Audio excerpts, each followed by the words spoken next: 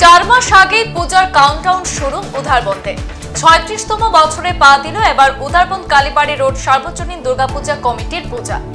আবুধাবির হিন্দু মন্দিরের আদলে এবার তৈরি হবে মণ্ডপ। রাজস্থানে ক্রিস্টাল পাথর দিয়ে তৈরি হবে মণ্ডপ এবং প্রতিমা।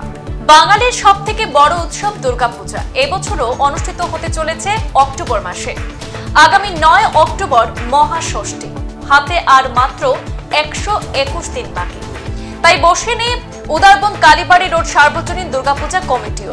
আজ থেকে পুজোর কাউন্টডাউন শুরু করে দিয়েছে পূজা কমিটি, ফলে তাদের তোড়জোড় শুরু হয়ে গেছে। প্রত্যেক বছরের নিয়ে এবারও উধারবন্দ কালীবাড়ি রোড সার্বজনীন দুর্গাপূজা কমিটি বিগ বাজেটের পুজো করার সিদ্ধান্ত নিয়েছে।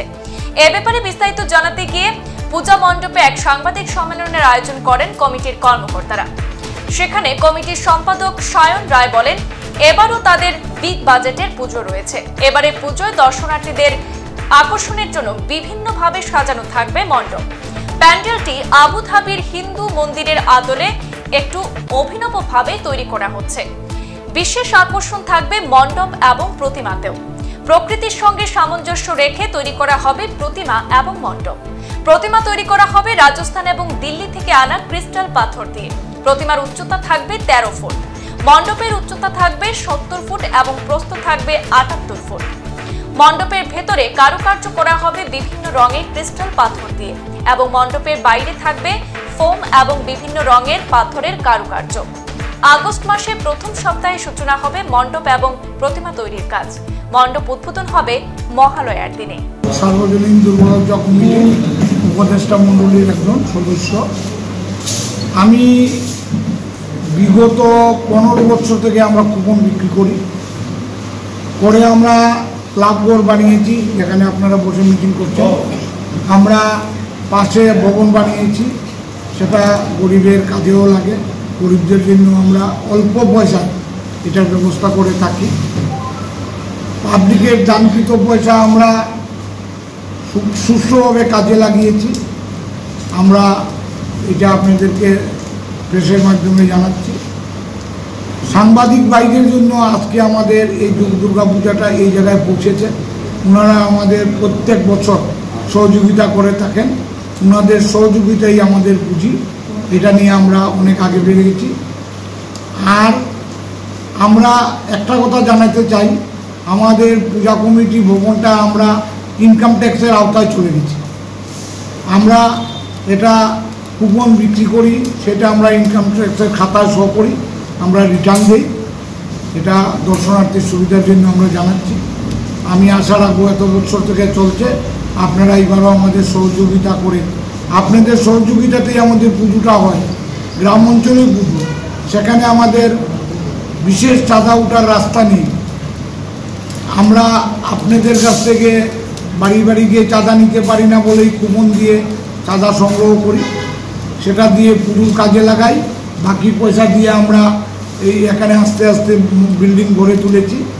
আগামীতে আমরা এটা ঠিক মন্দিরের পিছনে 3 কাঠা জায়গা, সেটাও আমরা করেছি।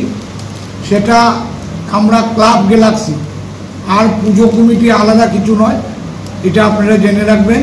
সেটা একই। প্রথম ক্লাব গ্যালাক্সির নামে পুজো হতো, তারপরে ধীরে ধীরে পাড়া থেকে আমরা সবাই ঠিক করলাম যে না, কালীবাড়ি রোড পূজা কমিটি আমরা করে নিই। সেটা আমরা করেছি।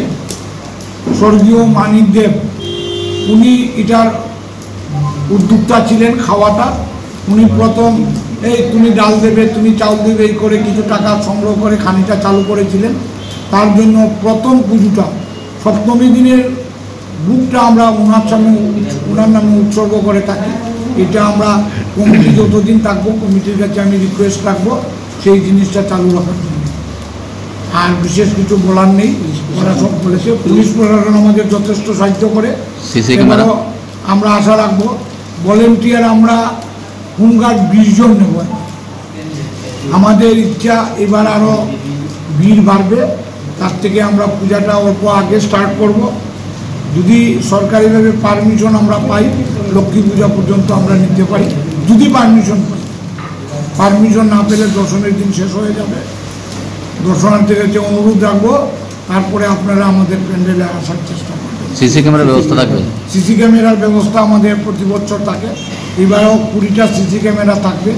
যেহেতু বিশালের নিচে দিয়ে ফ্রি লাইনের রাস্তা আছে, প্রতি বছরের মতো আমাদের ফ্রি লাইন থাকবে, যেখানে আমরা চকলেট দিয়ে থাকি।